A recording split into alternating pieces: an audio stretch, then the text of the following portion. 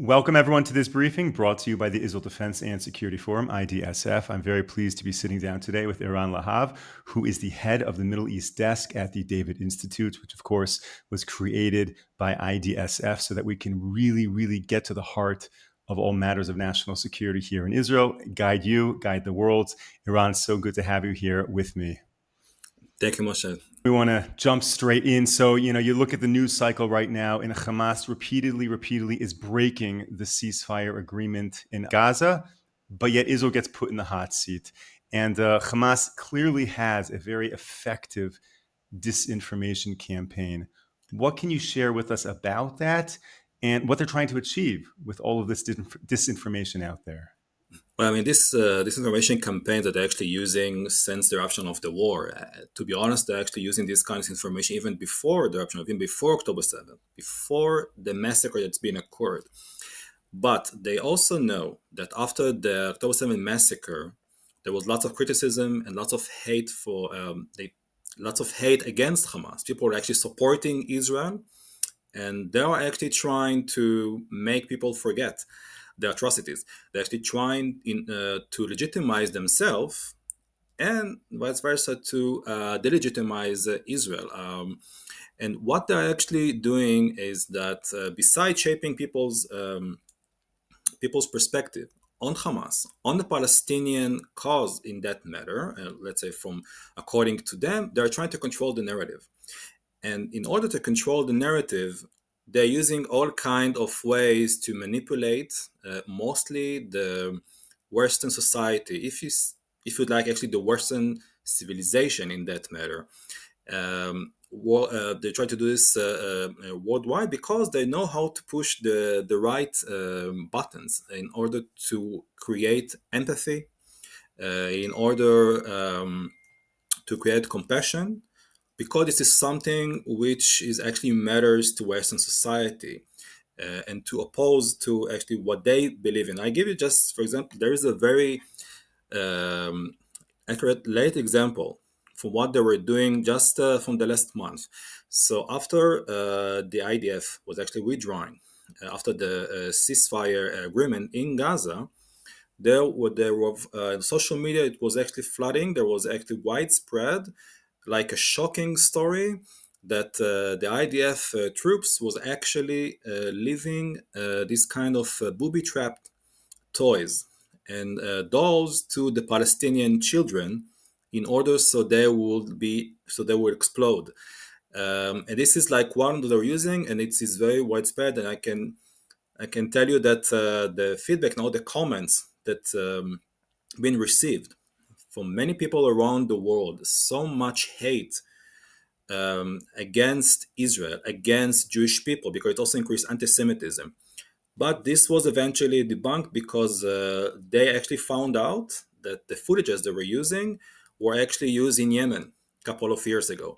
This is just like one of an example of what they are actually trying to do. And this is a toxic machine that actually is acting 24/7.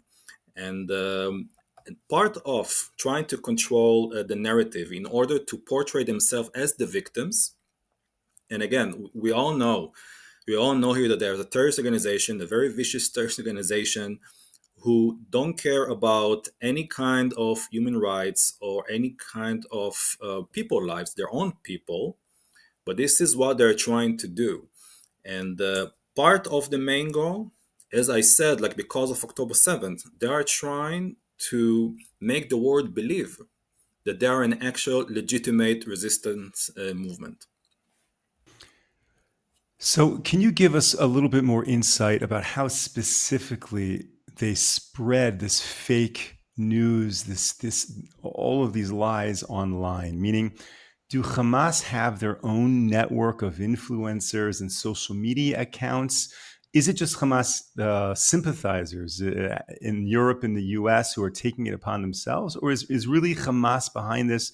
They're investing in, they're actually putting up the campaigns. Is there anything you can share with us on the mechanisms, how they're doing this?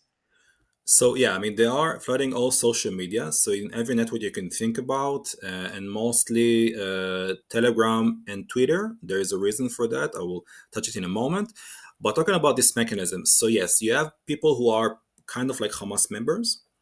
Some of them are actually simplifiers, and they don't even live in the Middle Eastern region. They live like in Europe, they live in North America, maybe in other parts of the world. And they also do this content in all these local languages. So we see many languages, not only in English or Arabic, yeah, but also in Turkish and also European languages. But there are also related groups. If you take Iranian related groups, so they have their own goal, but they are participating in this kind of disinformation campaign, I would say. Also, Hamas was also learning from Iran. They're using Iranian patterns. Also, you could see that if you monitor their activity, you could see this pattern that was also used by Iran 2, 3, 5, 10 years ago as well. And so they're using this mostly on social media. And I said Telegram and Twitter because Telegram and Twitter, it's much easier for them to flood it with all kind of horrific content that what we see, what they spread of people. They see them like many lots of it is staged, but like people are dying on the streets, and you see these suffering babies, and it's much easier there because of the policy of these platforms. It's much easier. It's not that monitored um, by the authorities of these platforms. So this is one thing. But not only that. So, I mean, it's mostly online, but they use also fake website. I give you an example. Right after the eruption of the war, Hamas, and they have their own, by the way, cyber groups, cyber teams, which are related to Hamas. So they actually created a fake website that resembled perfectly to Jerusalem Post, the Israeli English newspaper. And they were spreading posts there and lots of content. For example, it was written there that back then the Israeli government was actually trying to look where are the hostages, where they're located in Gaza, and in order to bomb them. So they were trying to create this, this information that as if the government doesn't even care of the hostages. And then the next day, they wrote that Israeli government is actually willing to risk its own troops.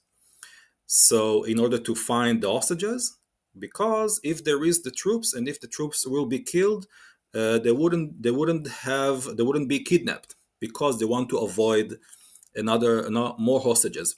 And this is something they use in order to lose the trust between the society and also the leadership, in order also to polarize the Israeli society, to try to increase the chaos. We saw also what was happening in Israel, all the demonstrations in Israel during the time where the hostages or were being held in Gaza.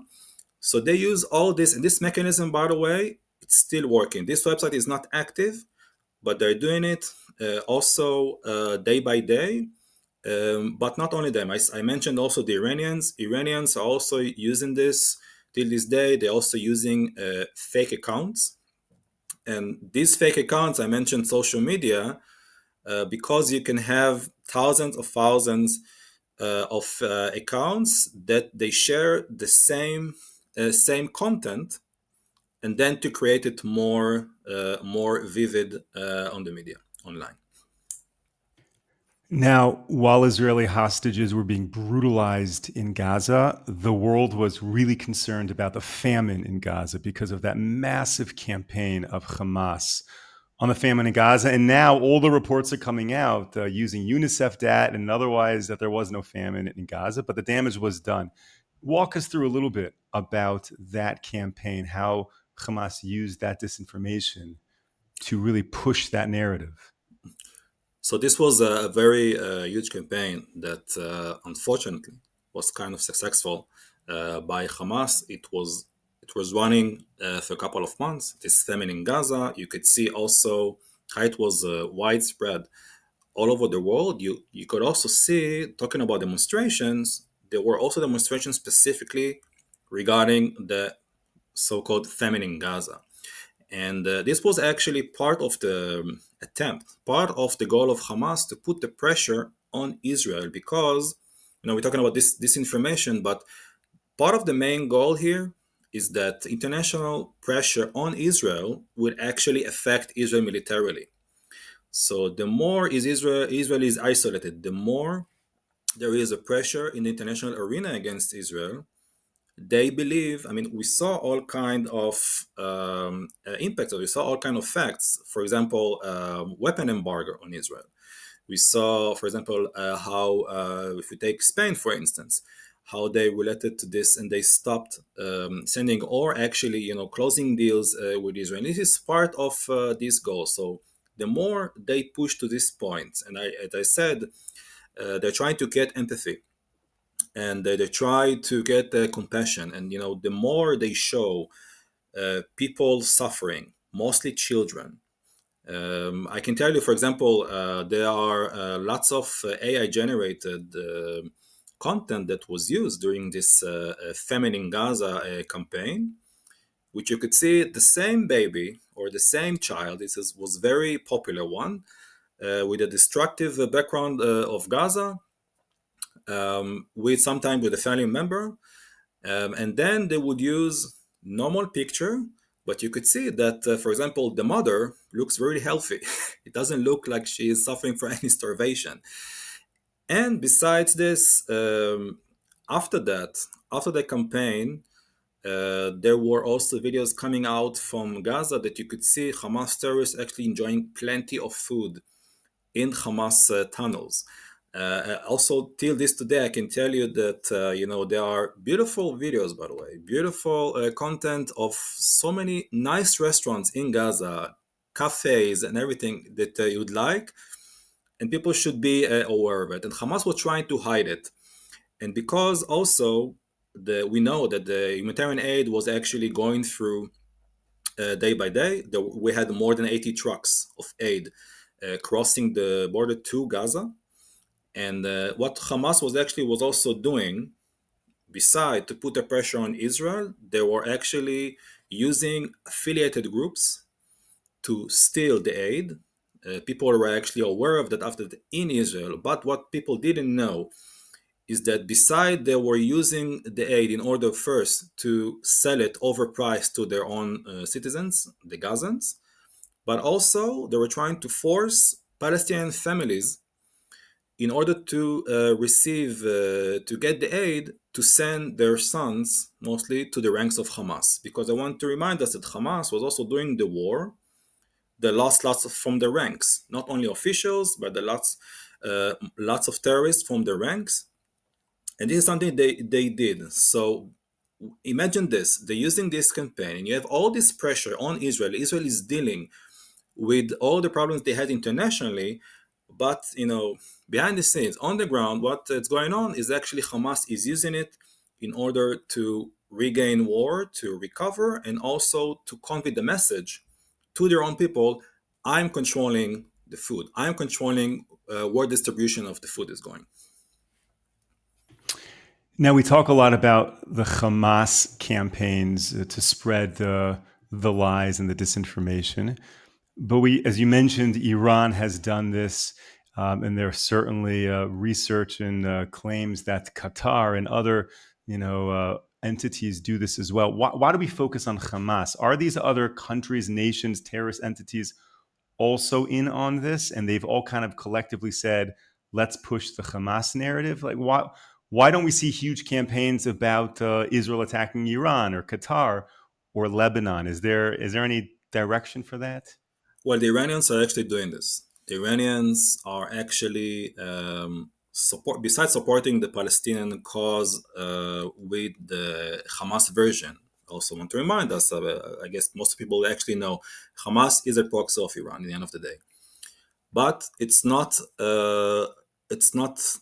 part of, let's say, of the equation, or let's say it's not a linear line, because Iran is Shia and Hamas is Sunni Muslim Brotherhood. Normally doesn't really go together unless they have a mutual goal, which is against Israel, or fighting Israel. And Iran is doing it, for example, if Israel is attacking in Lebanon, or if Israel is doing any kind of action in the region. The Iranians, I mean, Not really like Hamas. What Iranians are actually doing, they take, like, let's say, a true story. They take like something which was actually in the news and then they try to twist it. So they try to make it a little bit false and then to maneuver it to their own, to their direction. But they also used lots of fake news like Hamas was using. If we take the 12 days war in June, so the Iranians were actually claiming, for example, that they captured the Israeli pilot, a female pilot, and that eventually it was debunked because there was a picture, it was a real picture, but she was actually a Chilean pilot. So this is something that are actually part of what they're using, and you could see also the even Iranian officials doing this day by day. If you take the chairman of the parliament, the Iranian parliament is named Muhammad Kalibaf.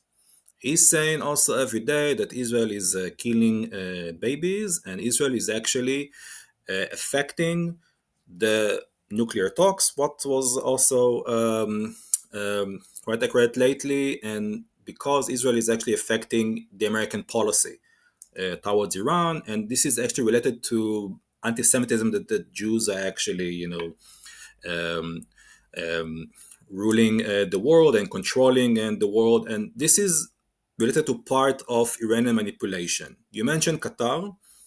Qatar is again Muslim Brotherhood and supporting of Hamas. There is a lot of finance going behind the scenes as well. All these groups that we see who are supporting Hamas, many of them are actually related to Qatar as well. Demonstration that we see worldwide, what we saw also in universities in the US, or let's say all North America, and also in Europe as well, also made by groups affiliated with Qatar.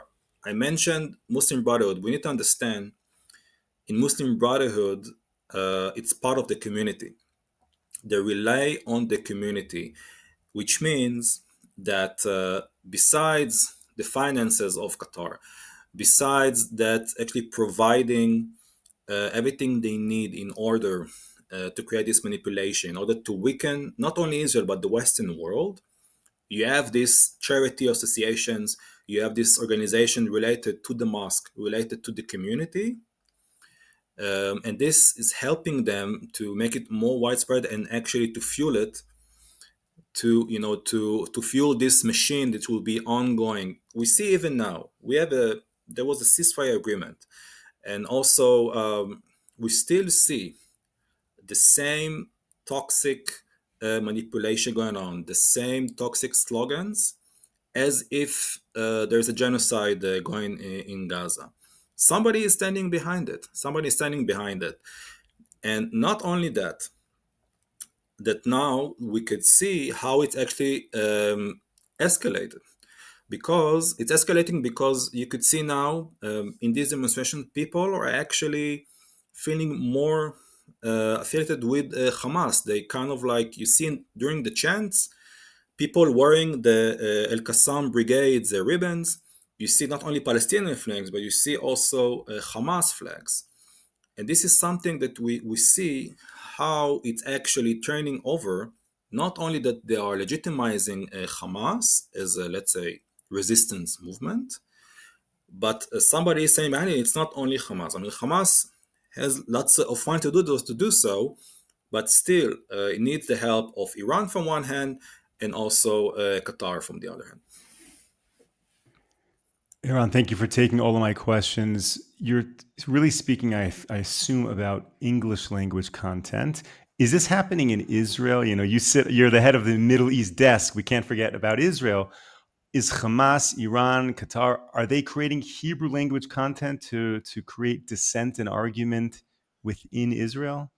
From Iran for sure. They are not something that was proved from Qatar, but I'm pretty sure it's also used, if not Qatar directly or groups related to Qatar, but for sure groups related to Hamas. I mentioned this website that was made by Hamas, like the fake Jerusalem Post one. Iran is doing the same. You have it also mostly on Telegram, on social media. You have channels that were made by Iranians that were actually trying also to polarize the Israeli society. I mentioned Hamas was actually trying to do so during the war, but Iran is doing this till today as well. It's something which is ongoing. It was also being used before the war. I think it actually increased after um, 2021, after what happened in Israel in Shomer HaChomot. It was actually increased. What they are trying to do, I mean, by the way, the Iranians are actually experts in increasing chaos in every country in the region. It's part of their goal to weaken not only Israel but also Sunni Muslim societies. They do the same in Jordan. They do the same. They're trying to do so in Bahrain, in Saudi Arabia, and the Emirates, by the way. But if we take Israel again, so they were trying to polarize, for example, different kind of groups in society. If you take Jews against Jews and Arabs, if you take secular and religious, Ashkenazi and Sephardi, they were trying to point there and to use all this kind of content in order to increase, in order to distort the discourse within the society, in order because they also believe once you increase the chaos, once you distort the discourse between people, people argue more, and you see more hateful. Then they believe that it will weaken the Israeli population, which will affect Israel militarily. Who also used it? Yahya Sinwar. Yahya Sinwar thought the same. This is part of the reasons why he decided, after what he saw, that people were actually demonstrating in Israel. There were lots of activity. He thought that this would be a good opportunity to actually attack because he believed with the same pattern that he saw also what the Iranian are actually doing. So you could see how it's actually there are similarities between the Hamas actions and the Iran actions. In the end of the day, uh, what they are actually trying to do, and because Israel is the frontier of the Western world, and I always say that because for them Israel is actually just the first phase, because they have their own goal. Actually, Hamas goal is different than Iran goal. Iran wants to be the hegemon of the region. They want to rule the region, but they are Shia. And Hamas, they also believe that it should be Israel is actually an Islamic soil, Islamic land, but it's just the first phase. Even before October 7, there was a Hamas official. I mean, he is retired now. His name is Mahmoud Azahar. And he said that eventually the whole world will be a Muslim world, will be part of a caliphate. And this is something how they are trying, because Israel is strong. Israel is strong, also stronger militarily. But what they are trying to do, and it's a very Muslim Brotherhood way of doing this, is to try to weaken the society, to try to weaken, if you take the empire, if you take like the stronger side, from the inside. This is how they're trying to do, and they have the patience. It's called the sabr, and this is something which is very um, they're really aware. It's part of their core values. They have time, and they believe they can actually, with lots of patience, they can actually weaken Israel.